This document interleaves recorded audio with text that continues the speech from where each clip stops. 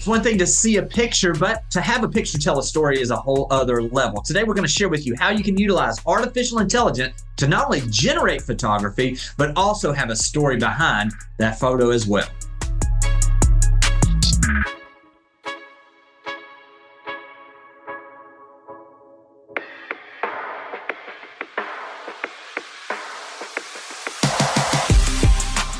Welcome to Real Estate AI Flash, the podcast dedicated to real estate professionals to demystify AI and give you practical strategies that you can apply to your business today. I'm your co-host, Rajeev Sajja. And the other co-host, Jimmy Burgess, and we are excited for you to be a part of this. If you haven't had a chance yet, make sure you go out and that you subscribe to the podcast. Also, we would really appreciate if you could leave us a review. It helps us spread the message that as a real estate community, we are stronger together. Now let's get to this episode.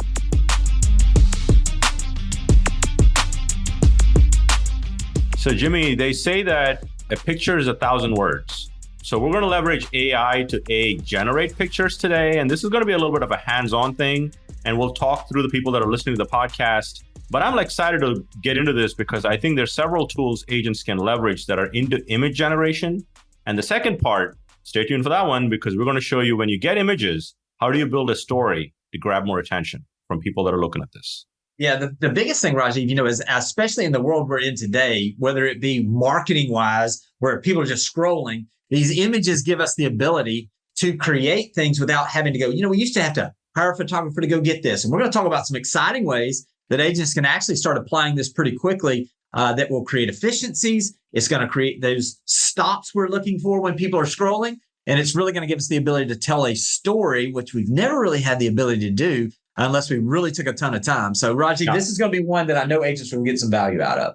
Yeah. So we're going to share the screen and we'll release the video portion of this. So if you need to follow along, you can, but we'll talk through it so you're aware of it as you're listening to this podcast. So the first tool that we want to, obviously, we have a little love for ChatGPT, Jimmy, Yes, this is where the love story began for the podcast, right? Yes. So the first thing we want to do is kind of focus on image generation, and then we'll go to writing the story piece, right? So I'm going to take a little prompt here, and this is really simply create 4 realistic pictures of downtown Philadelphia in the fall, highlighting the vibrant foliage, city skyline, and the Delaware River. Again, you can tweak the prompt, but the purpose of this is that. So we're going to hit that, and it's going to use DALL-E baked in, and you need the paid version of ChatGPT. But when I go to the other two, I'm going to show you, you don't need the paid one. So we're going to outline that. And Jimmy is going to be the judge today as to which one looks the most realistic as we demo this. The same prompt we're going to use across 3 different AI tools or 4 different AI tools. So this is going to come back here in a second. And as it's doing this, Rajeev, one of the things too is obviously, when we have utilized photography before, we had to worry about licensing. We needed to make sure that we were giving credit to whoever the photographer was. And this is going to open up some opportunities here for us to create, just as we're sitting here talking, this creating these 4 images, but these are images that basically you own at this point, correct? I mean, you're able to utilize these. Yeah. And sometimes, as much as I said to give it 4, DALL-E came back with 1.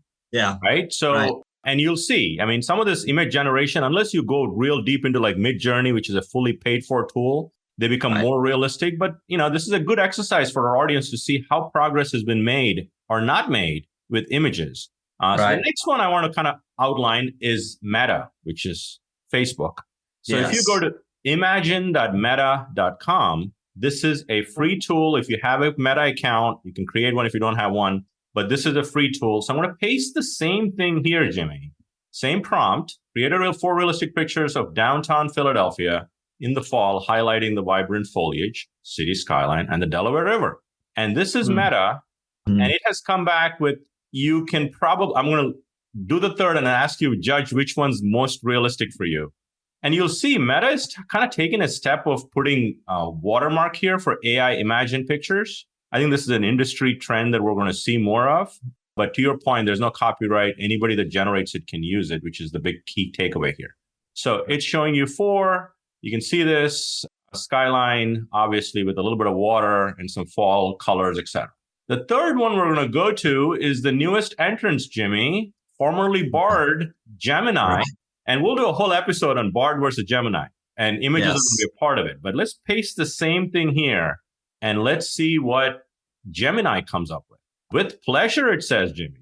It's my honor to generate 4 pictures. And here we what's go. one So thing? image. Oh, yeah. And look at this. It gives you people in this. I didn't ask for it, but that's an interesting take, right? A little bit people there. I'm going to show you all this because you're my judge today. So Yes. that's that. I love that picture. Yeah, these are great. Yes, these are great. Yeah. And for those folks that are listening on the podcast, just so you know, obviously you can see this in the version that is going to be published. We'll have that in the show notes below. We'll have a link to that video. Also, a couple of things. As I'm sitting here looking at this, and as I'm thinking from an agent's perspective, one of the things we've always talked about is utilizing this from a standpoint to create opportunities for the agents. One of the things that we've been doing, and I know that your marketing team has been doing as well, is teaching agents how to create engagement on social media. This would be a great topic for you to take these images from these 3 different places and say, which of these looks the most realistic to you? I'm testing some new AI technology and how I can market homes at a higher level, and then just set the survey up. Now, this is going to give you the ability to subtly tell people that you're doing things a little differently, the tip of the spear as far as the technology. And it's also going to get you some engagement by doing the survey and doing some of those things on your social media that's really going to create a little bit of a buzz also. So there's so many ways that we can utilize this in marketing, in promotion, in agent interaction with consumers. There's just so many different layers to this that we are just scratching the surface on it. And you bring up a great point. I go on Facebook. Occasionally I see agents say, do you like picture A, picture B, or picture C, like kitchen shots and stuff like that. It's a great idea. The last one I'll show you before we kind of go into creating the story portion of the content is if you have Google Chrome, you can turn on Google Generative Search, SGE it's called. I'll walk through how it's done, but I'll paste the same thing in Google. I have it turned on, and you will see when I hit the search on Google Chrome, now it gives me an opportunity to say, get an AI-powered overview for this search. And it's going to basically use Google's, again, a Gemini engine within the browser itself. So I don't have to go to Gemini.com. And there's my 4 pictures. And you'll realize, Jimmy, I mean, if you've not seen it already, as soon as it gets to like automobiles and stuff, some of the physics has to get caught up with these large language models. Like this one's probably a better shot to take versus this, because when you zoom in on the car. But again, this is available on Chrome for all of you. If you have Chrome, you just have to add the generative search experience by going to labs.google.com. And then you'll be able to just simply flip the switch for Chrome, and you'll get this nice little Search Labs icon. And this is turned on, and it's baked into your app on your phone. It's baked into Chrome on your desktop. So now that I've shown you these 4, Jimmy, so this is Google Search Generative Experience. Now let me show you the other 3 and have you be the judge today. There's a clear winner here, in my opinion. I mean, and this is what's great about this. Yeah, so this is Gemini, okay? Right. And then you got Meta, right? Facebook, and then you got ChatGPT. And the winner is, drum roll, please. So 2 stand out for me that I think could be utilized. Gemini obviously looks tremendous, as well as the Meta surprisingly looked really good to me because it gave some different dimensions there. So I think these are the 2 that stood out to me. And I think as we continue to get plugins, obviously, on ChatGPT, that will continue to get better and better. But if you're looking for today, and what would I be doing and where would I go first, it would be Gemini or to Meta to utilize those. Yeah. And that's the beauty of this. If people are watching this, listening to this podcast like 6 months from now, that analysis doesn't apply because these things are changing regularly. But as of this podcast, as we're looking at this, the eye test says Jimmy Burgess picks Gemini number 1, Meta number 2. I will say, Rajeev, I would love for people, whether they're watching this or whether they would email us, I would love to hear what agents are doing as far as how they're utilizing some of this AI-generated photos and some of the information, not photos, but just the artwork, the photos, everything they're doing to utilize this in their business. These are things where a lot of times, like with this idea, it's so relatively new that we want to give everybody that's listening to this the opportunity to understand what's available. And then as a community, that's why, this is such a community of this, and why it's open is it gives us the ability to share these ideas with each other. So we would love to hear from you guys what it is you're doing to utilize this and take advantage of this and serve your clients at a higher level, because I think as we can sit here, Rajeev, you and I could sit here and just share back and forth for an hour on how to use this as agents. But I would love to hear the people that are practically doing it already. And I look forward to getting that information out to others as well. Absolutely. Absolutely. Well said.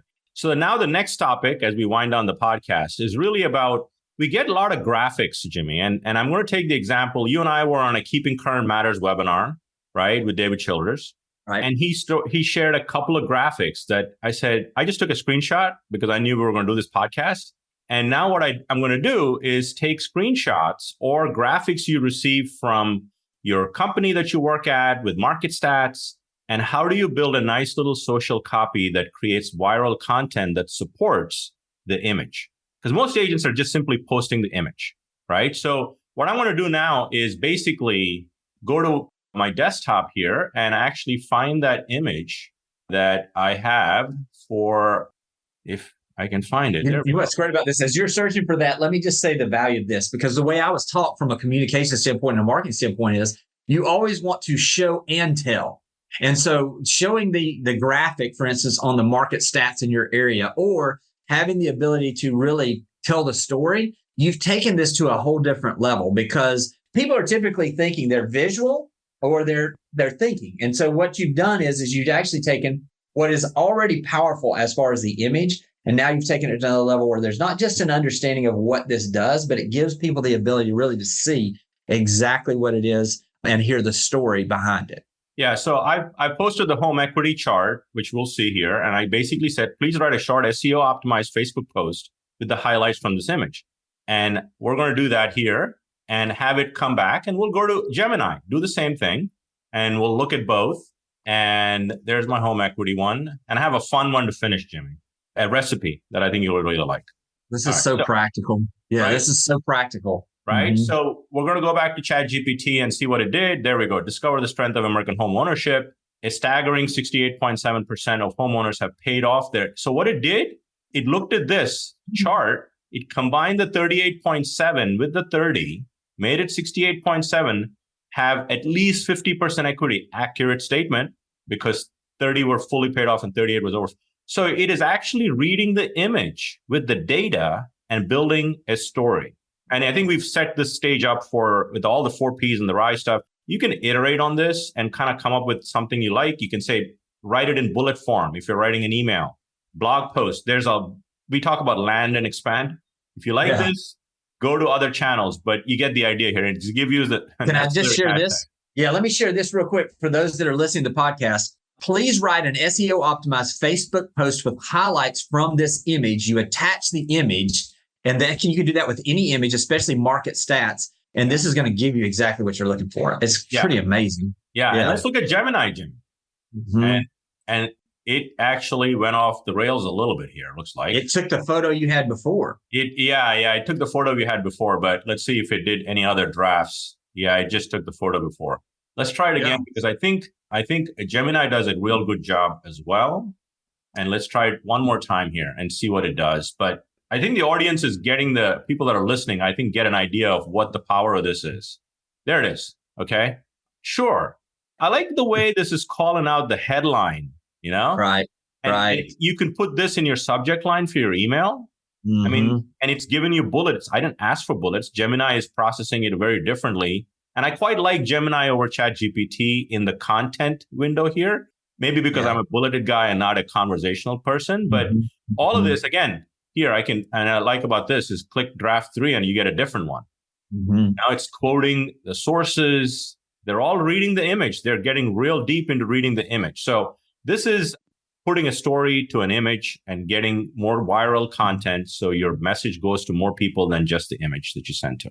Rajeev, last really point with this is whether you're getting the images from Keeping Current Matters, which gives national numbers, or RPR on the local level, taking and downloading those images and those charts that you're provided with once you do your local search and asking it for that SEO optimized Facebook post on this image, it's going to give you some amazing results. Again, here, Gemini looks really good as far as the way that it's formatted this. I'm like you. I like the cleanness of this. Yeah.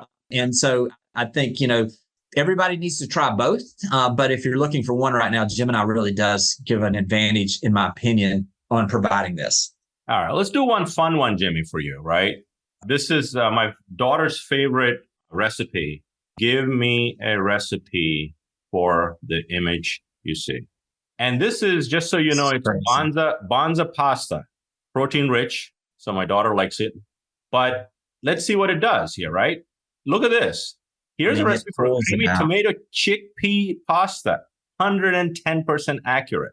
1 pound dried Banza pasta. It's reading the image that you can barely recognize. We're looking at the screen. Yeah. You really don't know it's Banza pasta. It looks pasta for sure, but look at the granularity of the large language model to look at this. So again, that's a fun one, but you get the idea, image. So if you're sitting at a food place, take a picture, post it, and you got the recipe before you walk out the door, right? Yeah, this is so good. So hope this helps. I think vision with AI is underutilized, to your point, Jimmy, from earlier. And hopefully this will kind of get people going in the right direction to embrace AI with vision, because picture do tell 1,000 words. All right, guys. So wrapping this up, if you would, let us know how you're utilizing. We'd love to hear your stories. Also, if you haven't had a chance yet, make sure you go out and that you follow us on social media as well as this podcast. That way you can get the information as we drop a new episode every single Wednesday. Hope you got something out of this. We'll talk to you guys soon. This podcast has been produced by TSC Studios. Music is courtesy of Soundstripe. Audio and video editing is provided by Noah Escobar. Graphic design by Melinda McKnight. And special thanks to Jordan Wilson of Your Everyday AI for the inspiration and expertise.